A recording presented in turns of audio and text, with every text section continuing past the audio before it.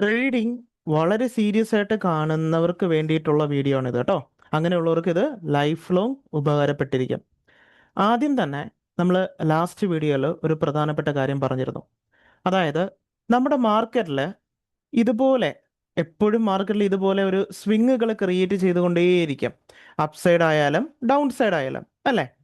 അപ്പോൾ നമ്മൾ പലപ്പോഴും ഇത്തരം സ്വിങ്ങുകൾ, അതായത് മാർക്കറ്റിനെ അനലൈസ് ചെയ്യുമ്പോൾ പലരും ആദ്യം ചെയ്യുന്ന മിസ്റ്റേക്ക് എന്താണ്? അതായത് ഇത്തരം സ്വിങ്ങുകളെ, അതായത് മാർക്കറ്റ് ഇത് ഇങ്ങോട്ട് മൂവ് ചെയ്യുമ്പോൾ ഇത് മാർക്ക് ചെയ്തതിന് ശേഷം ഇത് ഇവിടെ ഒരു ലോ ഉണ്ട്, ഇത് കണ്ടോ, ഈ ഒരു ലോ ഉണ്ട്, ഇത് മാർക്ക് ചെയ്തിട്ട് ഇത് സപ്പോർട്ട് ആണെന്ന് പറയും. ക്യാൻഡിൽ സ്റ്റിക്സിന്റെ പാറ്റേൺസ് നോക്കി, അല്ലെങ്കിൽ മാർക്കറ്റ് ഇവിടെ നിന്ന് റിവേഴ്സ് ആയതുകൊണ്ട് ഇതൊരു സപ്പോർട്ട് ആണെന്ന് പറയും. ഇത് ട്രേഡിങ്ങിലെ ഏറ്റവും വലിയ മിസ്റ്റേക്കാണ്. സെയിം ഓപ്പോസിറ്റും ആലോചിക്കുക. അപ്സൈഡ് പോകുന്ന സമയത്ത് മാർക്കറ്റ് ഒരു പോയിന്റിൽ നിന്ന് റിവേഴ്സ് ചെയ്താൽ ഈ പോയിന്റ് ഇനി റെസിസ്റ്റൻസ് ആയിട്ട് ആക്ട് ചെയ്യുമെന്നും പലരും പറയാറുണ്ട്. ഈ രണ്ട് കാര്യങ്ങൾ നമ്മൾ ട്രേഡിങ്ങിന്റെ ബേസിലെ പഠിച്ചു വെക്കുന്ന ഏറ്റവും ആദ്യത്തെ മിസ്റ്റേക്കാണ്. ഇത് എത്ര വേണമെങ്കിലും ഉപയോഗിച്ച് നോക്കൂ. നമ്മൾ ഇങ്ങനെയാണ് മാർക്കറ്റ്, ഇത്ര സിമ്പിളായിട്ടാണ് മാർക്കറ്റ് വർക്ക് ചെയ്യുന്നത് എന്ന് കരുതുന്നുണ്ടെങ്കിൽ അത് ആദ്യം തന്നെ നമ്മുടെ മനസ്സിൽ നിന്ന് മാറ്റാം. മാർക്കറ്റ് അങ്ങനെയല്ല. ഇതിനെക്കുറിച്ചിട്ടുള്ള ഒരു ബേസിക് ആയിട്ടുള്ള കാര്യം കഴിഞ്ഞ വീഡിയോയിൽ പറഞ്ഞിരുന്നു. അതിൻ്റെ ഒരു കണ്ടിന്യൂഷനാണ്. ആദ്യമായിട്ട് കാണുന്നവർക്കും തീർച്ചയായിട്ടും കണ്ടിരുന്നാൽ വ്യക്തമായിട്ട് മനസ്സിലാവുന്നതാണ്. നമ്മൾ ആദ്യം മനസ്സിലാക്കേണ്ടത്, മാർക്കറ്റ് ഇതുപോലെ മൂവ് ചെയ്യുമ്പോൾ, അതായത് മാർക്കറ്റ് അപ്പ് സൈഡോ ഡൗൺ സൈഡോ ഇതുപോലെ മൂവ് ചെയ്യുമ്പോൾ അവിടെ രണ്ട് രീതിയിലുള്ള കാര്യങ്ങളാണ് നടക്കുക.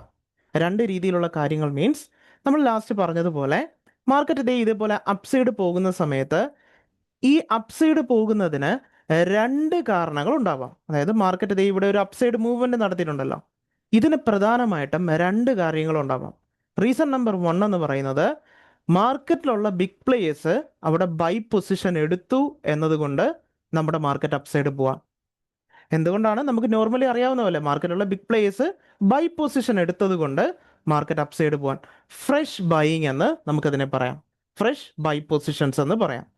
എന്നാൽ മാർക്കറ്റ് അപ്പ് സൈഡ് പോകുന്നത് ആ സിറ്റുവേഷനിൽ മാത്രമല്ല. ഇത് നമ്മൾ ലാസ്റ്റ് വീഡിയോയിൽ പറഞ്ഞതാണ്. മാർക്കറ്റ് ഫ്രഷ് ബൈ ഉള്ളപ്പോൾ മാത്രമല്ല അപ്പ് സൈഡ് പോകുന്നത്. അപ്പോൾ പിന്നെ മറ്റു സിറ്റുവേഷൻ എന്താണ് മാർക്കറ്റ് അപ്പ് സൈഡ് പോകുന്നത്? മാർക്കറ്റ് അപ്പ് സൈഡ് പോണ രണ്ടാമത്തെ സിറ്റുവേഷൻ ആണ് ആൾറെഡി സെല്ല് ചെയ്തിരുന്ന ട്രേഡേഴ്സ്. അതായത് ഇവിടെ ഒരു ഡൗൺ സൈഡ് മൂവ് കണ്ടോ, ഇവിടെ ഒരു ഡൗൺ സൈഡ് മൂവ് നമുക്ക് കാണാമല്ലോ, കൃത്യമായിട്ട് നമുക്ക് കാണാം. ഈ ഡൗൺ സൈഡ് മൂവില് ഡൗൺ സൈഡ് എന്തുകൊണ്ടാണ് ക്രിയേറ്റ് ചെയ്തത്? ബിഗ് പ്ലേയേഴ്സ് സെല്ല് ചെയ്തത് കൊണ്ട്. ഈ സെല്ല് ചെയ്ത ബിഗ് പ്ലേയേഴ്സ് ഒരു പർട്ടിക്കുലർ പോയിന്റ് എത്തുമ്പോൾ അവരെന്ത് ചെയ്യും? മാർക്കറ്റിൽ നിന്ന് എക്സിറ്റ് ചെയ്യും. അതായത് അവരുടെ പ്രോഫിറ്റ് ബുക്ക് ചെയ്യും. മാർക്കറ്റ് ഡൗൺ സൈഡ് പോകുമ്പോൾ സെല്ല് ചെയ്തവർ എക്സിറ്റ് ചെയ്യും. സെല്ല് ചെയ്ത പാർട്ടിസിപ്പൻസ് എങ്ങനെയാണ് മാർക്കറ്റിൽ നിന്ന് എക്സിറ്റ് ചെയ്യുന്നത്? ബൈ ചെയ്തുകൊണ്ട്. അതായത് അവർ സെല്ല് ചെയ്ത പൊസിഷൻ എക്സിറ്റ് ചെയ്യാൻ വേണ്ടി ബൈ ചെയ്യും. അപ്പോഴും നമ്മുടെ മാർക്കറ്റ് അപ്പ് സൈഡ് പോകുന്നതായിരിക്കും. അപ്പോഴും നമ്മുടെ മാർക്കറ്റ് അപ്പ് സൈഡ് പോകും. പക്ഷെ നമ്മൾ ഓർക്കുക, ഈ അപ്പ് സൈഡ് പോയത് ഫ്രഷ് ബൈയിങ് കൊണ്ടല്ല. ഈ മൂവ്മെന്റ് ഫ്രഷ് ബൈയിങ് കൊണ്ടല്ല മാർക്കറ്റ് അപ്പ് സൈഡ് പോയത്. നമ്മൾ ഇതൊന്നും മനസ്സിലാക്കാതെ എന്ത് ചെയ്യുന്നത് കാണാം? ഇത് ഫ്രഷ് ബൈയിങ് ആണോ അല്ലയോ എന്ന് മനസ്സിലാക്കാതെ നമ്മൾ പോയിട്ട്, നോർമലി ബിഗിനർ ട്രേഡേഴ്സ് എല്ലാം ചെയ്യുന്ന ഒരു മിസ്റ്റേക്കാണ്. അവരുടെ തെറ്റല്ല. പഠിക്കുന്നതോ അല്ലെങ്കിൽ നമുക്ക് കിട്ടുന്ന അറിവുകളോ വളരെ ഡീപ്പായിട്ട് ചിലപ്പം വീഡിയോസ് വളരെ കുറവായിരിക്കും. അപ്പോൾ ചിലപ്പോൾ ഇതുപോലെയുള്ള പോയിന്റിൽ ഇത് സപ്പോർട്ടാണ് അല്ലെങ്കിൽ ഇത് റെസിസ്റ്റൻസ് ആണെന്നായിരിക്കും കൂടുതൽ വീഡിയോസും അല്ലെങ്കിൽ ക്യാൻഡിൽസ്റ്റിക് ബേസ് ചെയ്തിട്ടുള്ള കാര്യങ്ങൾ പറയുന്നത്. പക്ഷെ അത് ശരിക്കും അങ്ങനെ അല്ലെന്ന് മനസ്സിലാക്കുക. മാർക്കറ്റ് ഈ പറയുന്ന അപ്പ് സൈഡ് ഡൗൺ സൈഡ് പോകുന്ന സമയത്ത് ഇതിനകത്ത് ഏതൊക്കെയാണ് ഫ്രഷ് ബൈയിങ്, ഈ അപ്പ് സൈഡിൽ ഏതൊക്കെയാണ് ഫ്രഷ് ബൈയിങ് എന്നുള്ളത്, ഏതൊക്കെയാണ് സെല്ലിങ് വരുന്ന സമയത്ത് ഏതൊക്കെയാണ് ഫ്രഷ് സെല്ലിങ് എന്നുള്ളത്, ഇത് നമ്മൾ മനസ്സിലാക്കണം. കാരണം മാർക്കറ്റിൽ ഫ്രഷ് ബൈയിങ്ങിനും ഫ്രഷ് സെല്ലിങ്ങിനും ആണ് ഇമ്പോർട്ടൻസ് കൂടുതൽ. അത് ട്രേഡ് ചെയ്യുന്നത് പോലെ അല്ല മറ്റ് സ്വിങ്ങുകൾ ട്രേഡ് ചെയ്യുന്നത്. അപ്പോൾ നമ്മളൊരു 5 സ്വിങ്, ഞാൻ പറയുന്നത് മനസ്സിലാവുന്നില്ലെങ്കിൽ ഒന്നുകൂടെ കേട്ടോളാം. ഇവിടെ ഇത്രയും സ്വിങ് പോയിന്റുകൾ ഞാൻ മാർക്ക് ചെയ്യാണ്. ഇത് ശരിക്കുള്ള മാർക്കറ്റിൽ ഞാൻ കാണിച്ചു തരാം. ഇത് എങ്ങനെ മാർക്കറ്റ് നടക്കുന്നതെന്നുള്ളത് കൂടി കാണിച്ചു തരാം. സ്കിപ്പ് ചെയ്യാതെ കണ്ടു വെക്കുക, ഉപകാരപ്പെടും. കുറച്ച് ബോറിംഗ് ആയിട്ടൊക്കെ ചിലപ്പോൾ തോന്നാം കണ്ടന്റ്, കാരണം ക്യാൻഡിൽ പഠിക്കുന്ന പോലെയല്ല. കുറച്ചുകൂടെ നമ്മൾ നീറ്റായിട്ട് അത് കേട്ട് മനസ്സിലാക്കി ഇരിക്കുമ്പോഴത്തേക്കാണ് നമുക്ക് കോൺസെപ്റ്റ് മനസ്സിലായി വരുന്നത്. ശ്രദ്ധിച്ച് കേൾക്കുക കേട്ടോ. അതായത് നമുക്കിത് ഇവിടെ കണ്ടോ, ഇവിടെ മാർക്കറ്റ് ഇവിടെ ഞാൻ ഇവിടെ മാർക്ക് ചെയ്യാം. ഇവിടെ ഒരു ഡൗൺ സൈഡ് പോയിട്ടുണ്ട്, ഇവിടെ ഒരു അപ്പ് സൈഡ് പോയിട്ടുണ്ട് അല്ലേ? ഒരു ഡൗണും ഒരു അപ്പും പോയിട്ടുണ്ട്. മറ്റൊരു ഇവിടെയും ഒരു ഡൗണും ഒരു അപ്പ് സൈഡും പോയിട്ടുണ്ട്. ഇതില് ഈ 4 പോയിന്റുകൾ നമ്മൾ എടുത്താൽ, ഒരു ഡൗൺ അപ്പ് ഡൗൺ അപ്പ്, ഈ 4 പോയിന്റുകൾ നമ്മൾ എടുത്താൽ ഇതിനകത്ത് ഏതെങ്കിലും 2 പോയിന്റ് മാത്രമായിരിക്കും ഫ്രഷ് ബൈയിങ്ങോ ഫ്രഷ് സെല്ലിങ്ങോ ഉള്ളത്. അല്ലാതെ ഈ എല്ലാ പോയിന്റും നമ്മൾ മാർക്ക് ചെയ്ത് വെക്കേണ്ടതല്ല. ഇതിൽ എവിടെയാണ് ഫ്രഷ് ബൈയിങ്ങും ഫ്രഷ് സെല്ലിങ്ങും നടന്നിട്ടുള്ളത്, അത്തരം പോയിന്റുകളാണ് നമ്മൾ ഐഡന്റിഫൈ ചെയ്യാൻ പഠിക്കേണ്ടത്. അല്ലാത്ത പോയിന്റുകളല്ല. നമ്മളിത് നോർമലി അല്ലാതെ മാർക്ക് ചെയ്ത് വെക്കുമ്പോൾ നമ്മളിത് പോയി മാർക്ക് ചെയ്ത് വെക്കും. മാർക്ക് ചെയ്ത് വെച്ച് ഉപയോഗിക്കുമ്പോൾ മാർക്കറ്റ് സിംപ്ലി ബ്രേക്ക് ചെയ്യും. നമ്മൾ നോക്കുമ്പോൾ നമ്മൾ മാർക്ക് ചെയ്യുന്നൊന്നും വർക്ക് ചെയ്യുന്നില്ല. നമ്മൾ കരുതും മാർക്കറ്റ് നമുക്ക് എതിരാണെന്നുള്ളത്.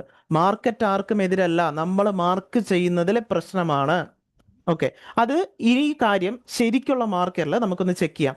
ഇത് ലാസ്റ്റ് വീഡിയോയിൽ പറഞ്ഞാണ്, പക്ഷെ ഒരുപാട് പേര് ഡൗട്ട് ചോദിച്ചിരുന്നത് കൊണ്ട് ഇത് കുറച്ചുകൂടെ ഡീറ്റെയിൽ ആയിട്ട് കുറച്ചുകൂടെ എക്സാമ്പിൾ വെച്ച് കാണിക്കാമോ എന്ന് ചോദിച്ചിരുന്നു. പേഴ്സണലിയും അല്ലാതെയൊക്കെ മെസ്സേജ് വന്നിരുന്നു.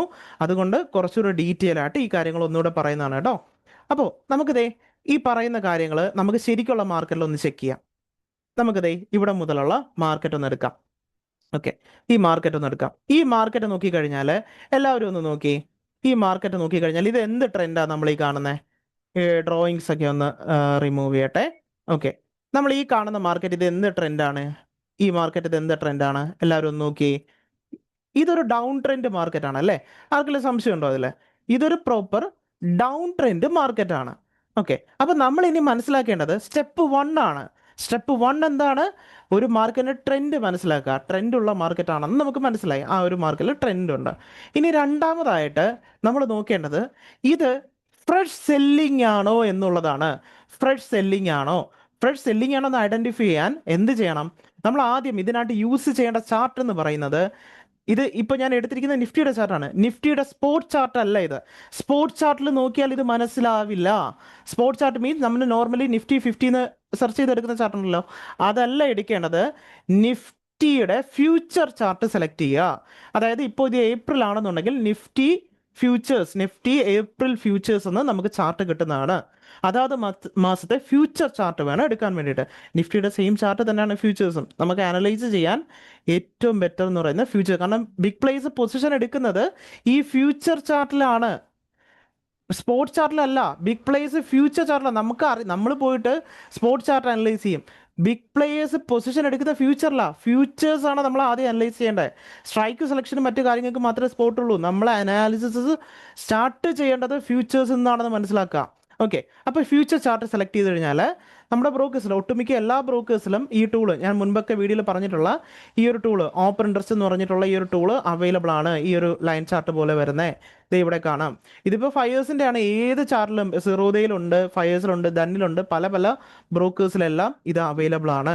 ഫ്യൂച്ചർ ചാർട്ട് എടുത്തിട്ട് വേണം ഇത് ആഡ് ചെയ്യാൻ വേണ്ടിയിട്ട്. ഇൻഡിക്കേറ്റർ ഞാൻ ഇവിടെ കാണിക്കുന്നുണ്ട്. ഇത് ആഡ് ചെയ്ത് കഴിഞ്ഞാൽ നമ്മളിനി നോക്കേണ്ടത്, മാർക്കറ്റ് ഇവിടെ ഡൗൺ സൈഡ് പോകുന്ന സമയത്ത്, മാർക്കറ്റ് ഇവിടെ ഡൗൺ പോകുന്ന സമയത്ത് ആരുടെ സപ്പോർട്ട് ഉണ്ടോ എന്ന് നോക്കണം. ബിഗ് പ്ലേയേഴ്സിന്റെ സപ്പോർട്ട് ഉണ്ടോ? എങ്ങനെ അത് മനസ്സിലാവുന്നേ? ദേ ഇവിടെ എന്താ നമുക്ക് കാണാൻ പറ്റുന്നേ? മാർക്കറ്റ്, ഈ കാണുന്നത് മാർക്കറ്റിലുള്ള ബിഗ് പ്ലേയേഴ്സിന്റെ പൊസിഷനാണ്. പൊസിഷനാണ്. അത് ഇൻക്രീസ് ആവുന്നത് കണ്ടോ? ഇത് മേലേക്ക് പോയി, ഇത് എക്സ്ചേഞ്ചിൽ നിന്ന് ഡയറക്റ്റ് കിട്ടുന്ന ഡേറ്റയാണ്. അല്ലാതെ ഇത് ജസ്റ്റ് ഒരു കാൽക്കുലേറ്റഡ് ആയിട്ടുള്ള ലൈൻസ് അല്ല. അതായത് EMA പോലെയോ RSI പോലത്തുള്ള അത്തരത്തിലുള്ള ടൂൾ അല്ല. അതൊന്നും ഞാൻ ഉപയോഗിക്കാറില്ല. കാരണം അതിനൊന്നും മാർക്കറ്റിൽ ബിഗ് പ്ലേയേഴ്സുമായിട്ട് യാതൊരു ബന്ധവും ഇല്ല. ഓക്കെ, അതൊക്കെ ജസ്റ്റ് കാൽക്കുലേറ്റഡ് ലെവൽസ് മാത്രമാണ്. അതിനൊക്കെ മാർക്കറ്റിൽ പ്രാധാന്യം വളരെ കുറവാണ്. ഇത് RSIയോ EMA പോലുള്ള ടൂളല്ല. എക്സ്ചേഞ്ചിൽ നിന്ന് കിട്ടുന്ന ബിഗ് പ്ലേയേഴ്സിന്റെ ഡയറക്റ്റ് ഡേറ്റയാണ് നമ്മൾ ഈ കാണുന്നത്. അവരുടെ പൊസിഷൻ ഇൻക്രീസ് ചെയ്യുകയാണ് മാർക്കറ്റ് ഡൗൺ പോകുമ്പോൾ. അതിനർത്ഥം ശ്രദ്ധിച്ചോളുക, അതിനർത്ഥം മാർക്കറ്റിൽ ബിഗ് പ്ലേയേഴ്സ് എന്ത് ചെയ്യുകയാണ്? ഈ ഡൗൺ സൈഡ് മൂവില് ഫ്രഷ് പൊസിഷൻസ് ആഡ് ചെയ്യുകയാണ്. ഈ ഒരു പോയിന്റിൽ കണ്ടോ, ഇവിടെ മുതലാണ് ഫോൾ സ്റ്റാർട്ട് ചെയ്തേക്കുന്നത്. അവിടെ മാർക്കറ്റിൽ ഫ്രഷ് പൊസിഷൻസ് ആഡ് ചെയ്യുകയാണ്. ഞാൻ ആ എക്സാക്ട് പോയിന്റ് ഒന്ന് മാർക്ക് ചെയ്യാം. ഇവിടെ മാർക്ക് ചെയ്തിട്ടുണ്ട്. ഒരു ബ്ലാക്ക് കളർ കൊടുക്കാം, എല്ലാവർക്കും എളുപ്പം ഐഡന്റിഫൈ ചെയ്യാൻ വേണ്ടിയിട്ട് ബ്ലാക്ക് കളർ കൊടുക്കാം. കണ്ടോ, ഫ്രഷ് പൊസിഷൻസ് ആഡ് ചെയ്യുകയാണ്. അപ്പോൾ അത് സ്റ്റാർട്ട് ചെയ്ത പോയിന്റ്, അതേ പോയിന്റിൽ പിന്നീട് കണ്ടോ മാർക്കറ്റ് എന്താ ചെയ്തെന്നുള്ളത്?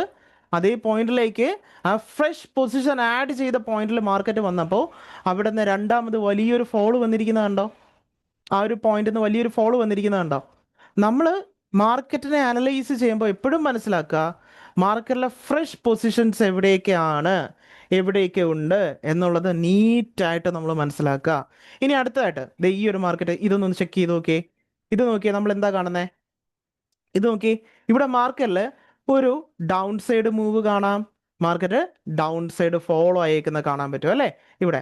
അപ്പൊ ഇത് സ്വാഭാവികമായിട്ട് ഈ ഡൗൺ സൈഡ് മൂവ് കാണുന്ന ഒരാള് ഇതെന്തായിട്ട് കരുതും? ഈ ഒരു പോയിന്റ് റെസിസ്റ്റൻസ് ആയിട്ട് കരുതും. അതായത് ഇവിടെ ഒരു മാർക്കറ്റ് ഫോള് വന്നേക്കുന്നു, അപ്പൊ ഇതൊരു റെസിസ്റ്റൻസ് പോയിന്റ് ആയിട്ട് കരുതും അല്ലേ. എന്നാൽ നമ്മൾ എന്താ മനസ്സിലാക്കേണ്ടത്? ഇവിടെ നോക്കുന്ന സമയത്ത് ഇവിടെ എന്ത് ചെക്ക് ചെയ്ത് നോക്കുക? ഇവിടെ ബിഗ് പ്ലേസ് പൊസിഷൻ ആഡ് ചെയ്തിട്ടുണ്ടോ? ഇവിടെ എന്താ നടന്നേന്ന് നോക്കി. ഇവിടെ ബിഗ് പ്ലേസിന്റെ പൊസിഷൻ ഡൗൺ സൈഡ് ആണ് പോയിരിക്കുന്നത്. ഇവിടെ ബിഗ് പ്ലേസിന്റെ പൊസിഷൻ ഡൗൺ സൈഡ് ആണ്. അവർ ഫ്രഷ് പൊസിഷൻ എടുത്ത സെല്ലിംഗ് അല്ല. ഈ സെല്ലിങ്ങിൽ അവർ ഫ്രഷ് പൊസിഷൻ ആഡ് ചെയ്തിട്ടില്ല. ഇവിടെ അവർ ഫ്രഷ് പൊസിഷൻ ആഡ് ചെയ്തിട്ടില്ല, മനസ്സിൽ വെച്ചോളുക. ഇവിടെ എന്ത് ചെയ്തില്ല? മാർക്കറ്റ് വളരെ ഈസി ആയിട്ട് ആ ലെവൽ ബ്രേക്ക് ചെയ്ത് കണ്ടോ? വളരെ ഈസി ആയിട്ട് യാതൊരു ബുദ്ധിമുട്ടും ഇല്ലാതെ മാർക്കറ്റ് ആ ലെവൽ ബ്രേക്ക് ചെയ്ത് കണ്ടോ? ഇത് പലർക്കും അറിയില്ല. ഇത് കേൾക്കുമ്പോൾ ഇത് ഞാൻ മുൻപുള്ള വീഡിയോയിൽ പറഞ്ഞ കാര്യങ്ങളല്ലേ മനസ്സിലാവാത്തവർക്ക് വേണ്ടിയിട്ട് ഞാൻ വീഡിയോയിൽ പറയുന്നതാണ്. ഈ ഫ്രഷ് പൊസിഷനെ പറ്റിയിട്ട് ഞാൻ ഒരു വീഡിയോ ചെയ്തിട്ടുള്ളൂ, അതിൻ്റെ കണ്ടിന്യൂഷൻ ആയിട്ട് കാണുക. വ്യക്തമായിട്ട് ഈ പറയുന്ന കാര്യങ്ങൾ എത്ര പേർക്ക് അത് മനസ്സിലാവുന്നുണ്ടെന്ന് എനിക്ക് അറിയത്തില്ല. മനസ്സിലാവുന്നുണ്ട് എങ്കിൽ അത് കമൻറ്റിൽ പറയുക. ഞാൻ കണ്ടിന്യൂസ് ചെയ്യുന്നതാണ്. ഇടയ്ക്കൊരു ഗ്യാപ്പ് അടിക്കേണ്ടി വന്നു, കുറച്ച് തിരക്കുകൾ മൂലമാണ്. ഇനി അങ്ങോട്ട് കണ്ടിന്യൂസ് വീഡിയോസ് ടൈം കിട്ടുന്ന അനുസരിച്ച് ഞാൻ ചെയ്യുന്നതായിരിക്കും കേട്ടോ. അപ്പോൾ ഈ ഫ്രഷ് പൊസിഷൻ്റെ കേസ് ഇത് നന്നായിട്ട് മനസ്സിലാക്കുക. ഓക്കെ, അപ്പോൾ ഇത് നമുക്ക് മാർക്കറ്റിൽ വളരെ ഉപകാരപ്പെടുന്ന ഒരു കാര്യമാണ്. അതേ മറ്റൊരു ലെവൽ നോക്കി, ഇവിടെ മാർക്കറ്റിൽ വലിയൊരു ബൈയിങ് വന്നിട്ടുണ്ട്. നോക്കി, ബൈയിങ്ങിൻ്റെ കേസ് നോക്കി. ഇവിടെ മാർക്കറ്റിൽ ഒരു ബൈയിങ് വന്നിട്ടുണ്ട് അല്ലേ, സ്ട്രോങ് ബൈയിങ്. സ്വാഭാവികമായിട്ടും വലിയൊരു ബൈയിങ് വരുന്ന ലെവൽ എല്ലാവരും എന്ത് ചെയ്യും? സപ്പോർട്ടായിട്ട് ഐഡന്റിഫൈ ചെയ്ത് വെക്കും. ഇവിടെ ഒരു വലിയ ബൈയിങ് വന്നിട്ടുണ്ട്, അപ്പോൾ ബിഗ് പ്ലേയേഴ്സ് ഇവിടെ ബൈ ചെയ്തതാണെന്ന് കരുതി പലരും എന്ത് ചെയ്യും? ഇത് സപ്പോർട്ടായിട്ട് ഐഡന്റിഫൈ ചെയ്ത് വെക്കും. എന്നാൽ റിയാലിറ്റി എന്താണ്? ബിഗ് പ്ലേയേഴ്സ് പൊസിഷൻ എടുക്കുകയല്ല, പൊസിഷൻ എക്സിറ്റ് ചെയ്യുകയാണ് ചെയ്തത്. അവിടെ കണ്ടോ? അത് ഫ്രഷ് ബൈയിങ് അല്ല. മാർക്കറ്റ് അപ്പ് ഡൗൺ പോകുന്ന ഏരിയാസ് എല്ലാം സപ്പോർട്ട് റെസിസ്റ്റൻസ് പോയിന്റുകളല്ലെന്ന് മനസ്സിലാക്കുക. ഇവിടെ നോക്കി, ആ പോയിന്റിൽ ആ ബൈയിങ് വന്ന എക്സാക്ട് പോയിന്റ് ഞാൻ ഇവിടെ മാർക്ക് ചെയ്തിട്ടുണ്ട്. ആ പോയിന്റിൽ മാർക്കറ്റ് ആദ്യത്തെ ടച്ച് വരുന്ന ഇവിടെയാണ് കണ്ടോ. ഇവിടെ ആ പോയിന്റിലേക്ക് മാർക്കറ്റ് പിന്നീട് എത്തുന്ന ഇവിടെയാണ്.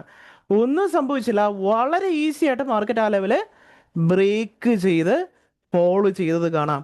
ആ ലെവൽ അപ്പം നമുക്ക് ആലോചിക്കുന്നത്, പലരും ചിന്തിക്കും ഇവിടെ ഇത്രയും ബൈയിങ് വന്നിട്ടുണ്ട്, അപ്പോൾ രണ്ടാമത് ഞാൻ മാർക്ക് ചെയ്തപ്പോൾ എന്താ ഇവിടെ ബൈയിങ് വരാത്തേ?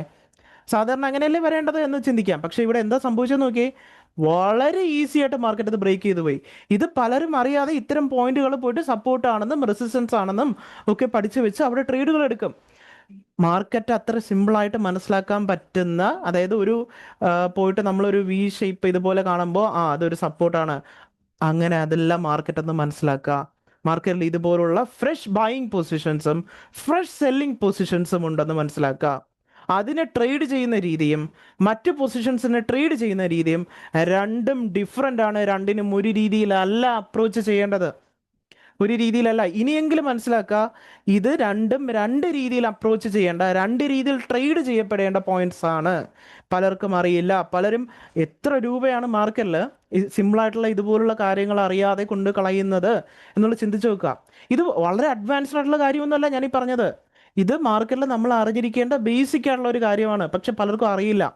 ഇത് പറഞ്ഞ് മനസ്സിലാക്കാനോ അല്ലെങ്കിൽ രണ്ട് കാര്യങ്ങളും എടുത്തു വെച്ചിട്ട് എക്സ്പ്ലെയിൻ ചെയ്യാൻ കുറച്ച് ടൈം എടുക്കും എന്നുള്ളത് കൊണ്ട് ക്യാൻഡിൽ സ്റ്റിക്ക് ആകുമ്പോൾ നമുക്ക് എളുപ്പമാണ് പെട്ടെന്ന് പറഞ്ഞു തരാൻ. ഓക്കെ, ഇത് ക്യാൻഡിൽ, ഈ രണ്ട് ക്യാൻഡിൽ, ബുള്ളിഷ് ക്യാൻഡിൽ, എൻഗൾഫിംഗ് എന്ന് പറയുമ്പോൾ വളരെ എളുപ്പമാണ്. മാത്രമല്ല ക്യാൻഡിൽ സ്റ്റിക്ക് വെച്ചിട്ട് മാർക്കറ്റിൽ ഒരു 10% പോലും പ്രാധാന്യമില്ല മാർക്കറ്റിന് ക്യാൻഡിൽ സ്റ്റിക്സിൽ. അത് മനസ്സിലാക്കാം. ക്യാൻഡിൽ സ്റ്റിക്സിന് ഒരു 10% ബിലോ മാത്രമേ പ്രാധാന്യമുള്ളൂ. 90% ക്യാൻഡിൽ സ്റ്റിക്കിന് പ്രാധാന്യമില്ല. പക്ഷെ പലരും ഏറ്റവും അധികം പ്രാധാന്യം കൊടുത്ത് പഠിക്കുന്നത് ഇത്തരം ക്യാൻഡിൽസിനാണ്. ഇവിടെ ഏത് ക്യാൻഡിൽ വരുന്നു, ഇവിടെ എന്ത് ക്യാൻഡിൽസ്റ്റിക് പാറ്റേൺ വരുന്നു, M pattern, double bottom, head and shoulders, inverse head and shoulders എന്നൊക്കെ പറഞ്ഞു ഇഷ്ടം പോലെ പാറ്റേൺസ്, ടോട്ടൽ കൺഫ്യൂസിങ് ആൻഡ് അതൊന്നും വർക്ക് ആവത്തുമില്ല മാർക്കറ്റിൽ. നമ്മൾ 10 എടുക്കുമ്പോൾ 1 2 തവണ വർക്ക് ആകുമ്പോൾ നമ്മൾ എന്ത് കരുതും? ഓക്കെ, 2 സ്ഥലത്ത് വർക്ക് ആയിട്ടുണ്ട്. 2 സ്ഥലത്ത് വർക്ക് ആകാനാണോ നമ്മൾ ശരിക്കും ട്രേഡിംഗ് നോക്കുന്നത്? പത്ത് അതല്ല ട്രേഡിംഗ് എന്ന് പറയുന്നത്. മാർക്കറ്റിലെ ക്യാൻഡിൽസ്റ്റിക് പാറ്റേൺസ് എന്ന് പറയുന്നത് റിസൾട്ട് ആണ്. ബിഗ് പ്ലേസ് പൊസിഷൻ എടുത്തതിന്റെ റിസൾട്ട് കാണിക്കുകയാണ് ക്യാനൽ ചെയ്യുന്നത്. അല്ലാതെ മുൻകൂട്ടി ഒന്നും പറഞ്ഞു തരില്ല ക്യാനൽ. എടുത്തതിന്റെ റിസൾട്ട്, അവിടെ ബിഗ് പ്ലേസ് എൻ്റർ ആയിരുന്നോ, അവർ എക്സിറ്റ് ആയിരുന്നോ, ഇതൊന്നും ക്യാൻഡിൽ ഇല്ല. ഈ ഒരു ഗ്രീൻ ക്യാനൽ, ഇത് ഈ ഒരു അപ്സൈഡ് മൂവ് കാണുമ്പോൾ ഇവിടെ നമുക്ക് മാർക്കറ്റ് അപ്പ് പോയി എന്നല്ലാതെ ഇവിടെ ഇതേപോലെ നമുക്ക് ടൂൾസ് എടുത്ത് വെച്ചിട്ട് നോക്കിയാൽ മാത്രമേ മനസ്സിലാവത്തുള്ളൂ അവിടെ ബിഗ് പ്ലേസ് എൻ്റർ ആയിട്ടുണ്ടോ, എൻ്റർ ആയിട്ടില്ലേ എന്നുള്ളത് മനസ്സിലാവത്തുള്ളൂ. ക്യാൻഡിലിൽ ഒരു ഡേറ്റയും ഇല്ല. ക്യാൻഡിൽ ആകെ ഉള്ളത് ഹൈ ലോ ഓപ്പൺ ക്ലോസ് അല്ലാതെ മറ്റൊരു ഡേറ്റയും ക്യാൻഡിലിൽ ഇല്ല. ദയവ് ചെയ്ത് ക്യാൻഡിലിന് പുറകെ പോയിട്ട് ഒരുപാട് ടൈം, വർഷങ്ങൾ മാർക്കറ്റിൽ വേസ്റ്റ് ചെയ്യാതിരിക്കുക. ഓക്കെ, ഇത് ഞാൻ ഇതിൻ്റെ കൂടെ ക്ലബ് ചെയ്യേണ്ട കാര്യങ്ങളുണ്ട്. അതുകൂടി വീഡിയോ ചെയ്യണം എന്നുണ്ടെങ്കിൽ പറയുക. എത്രത്തോളം കമൻസ്, ലൈക്സ് വരുന്നുണ്ടോ ഞാൻ തീർച്ചയായിട്ടും അത് ചെയ്യുന്നതായിരിക്കും. ഇതിൻ്റെ കൂടെ ക്ലബ് ചെയ്യേണ്ട, ഇതിൻ്റെ ആക്യുറസി കൂട്ടുന്ന കുറച്ച് കാര്യങ്ങളുണ്ട്. ഈ നമ്മളിപ്പോൾ പഠിച്ചില്ലേ, ഇതിൻ്റെ ആക്യുറസി കൂട്ടുന്ന കുറച്ചുകൂടെ കാര്യങ്ങളുണ്ട്. അതിൻ്റെ വീഡിയോ വേണമെന്നുണ്ടെങ്കിൽ തീർച്ചയായിട്ടും അത് കമൻറ്റ് ചെയ്യുക. വീഡിയോ ലൈക്ക് ചെയ്യുക. ഉപകാരപ്പെട്ടിട്ടുണ്ടെങ്കിൽ മാത്രമേ, ഇല്ല ഡിസ്ലൈക്ക് ചെയ്യാം. വീഡിയോ ഉപകാരപ്പെട്ടിട്ടില്ല, ഒട്ടും ഉപകാരപ്പെട്ടിട്ടില്ല എന്നുണ്ടെങ്കിൽ ഡിസ്ലൈക്ക് ചെയ്യാം. ഓക്കെ, അപ്പോൾ ഇഷ്ടപ്പെട്ടിട്ടുള്ള അല്ലെങ്കിൽ ഉപകാരപ്പെട്ടിട്ടുള്ളവർ അത് പറയുക. തീർച്ചയായിട്ടും കൂടുതൽ പേർക്ക് താല്പര്യം ഉണ്ടെന്നുണ്ടെങ്കിൽ മാത്രം ഞാൻ കണ്ടിന്യൂ ചെയ്യുന്നതായിരിക്കും കേട്ടോ. അപ്പോൾ ചെറിയൊരു ഗ്യാപ്പ് വന്നിരുന്ന വീഡിയോക്ക് തിരക്ക് മൂലമാണ്. ഇനി കൺസിസ്റ്റൻ്റ് ആയിട്ട് ഞാൻ ഫ്രീ കിട്ടുന്നതനുസരിച്ചിട്ട് വീഡിയോസ് ചെയ്യാൻ ശ്രമിക്കുന്നതായിരിക്കും കേട്ടോ. ഉപകാരപ്പെട്ടിട്ടുണ്ടെന്ന് വിശ്വസിക്കുന്നു. അത്രയേ ഉള്ളൂ.